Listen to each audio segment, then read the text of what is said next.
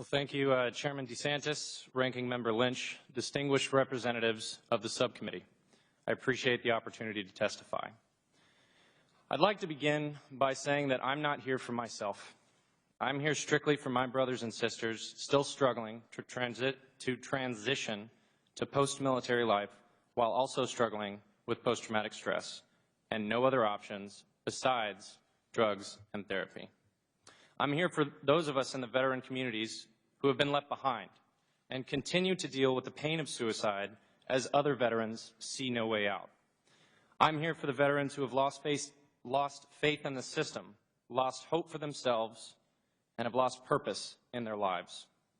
I'm here for the men and women that, like myself, have had to go it alone and acquire their service dogs at extraordinary financial burden to them. For these reasons, I've been fighting for the last year to change the existing VA policy. I believe that allowing veterans to fight PTS without all options available to them is tantamount to sending our military to fight an enemy without a secondary weapon. While in Afghanistan for the majority of 2011, my unit served in the Kinetic Helmand province. I was based out of Camp Leatherneck, but spent some time with the British and ISAF forces near Marja on a Royal Air Base in Lashkar Gah. My physical injuries as a result of military service are insignificant relative to my fellow veterans. But like many veterans today who show little signs of physical injury, there are many scars beneath the surface. During the last few months of my deployment, as our replacements were starting to arrive and take over the operational capabilities of our unit, I felt I wasn't doing enough to help the cause of our warfighters. I started volunteering my time, largely during sleep hours, at a severely understaffed Bastion Trauma Center. It was there, mentally unprepared for the new volunteer role I assumed, that has affected me most in my post-deployment transition. Upon returning stateside, veterans take a post-deployment health assessment, which indicated that I needed to seek treatment for post-traumatic stress. I started to utilize the VA system, and eventually I met with a psychologist who confirmed the preliminary results of the health assessment.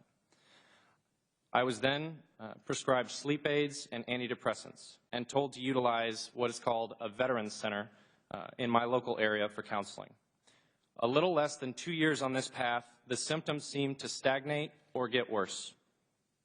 Upon discharge from the Marine Corps in early 2014, interpersonal relationships were harder to maintain than necessary, along with not having the support system of my fellow Marines and the chain of command.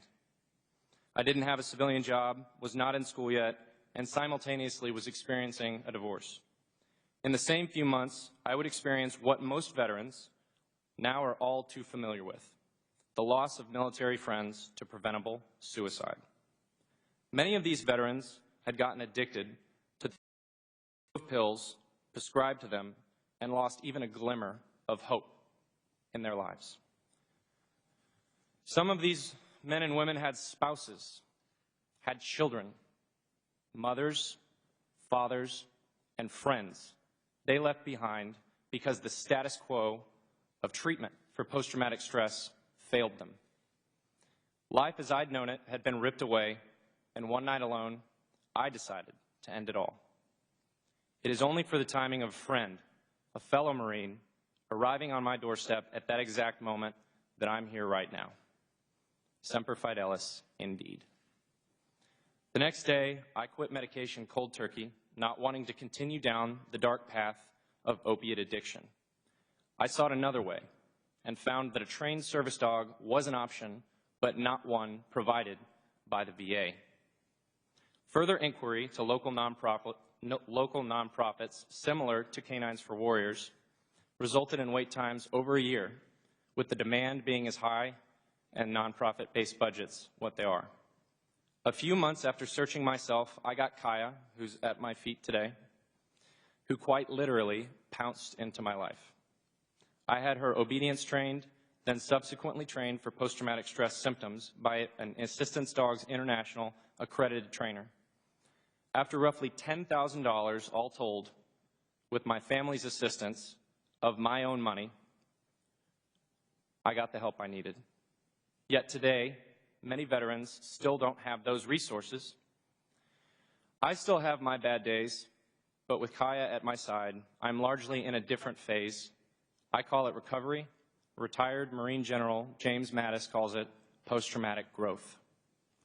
The bad days are less frequent than they've ever been, and they mainly come when I get news who has committed suicide.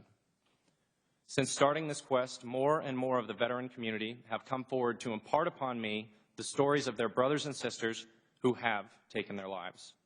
Just last week, a close friend of mine in Texas lost a Marine he served with to suicide. A month ago, one of my best friends who I deployed with and the father of my goddaughter admitted to me that he had gotten close and also would have succeeded had another Marine not stepped in.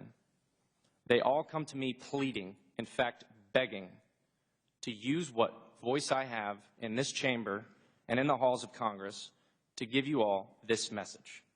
Service dogs will save lives.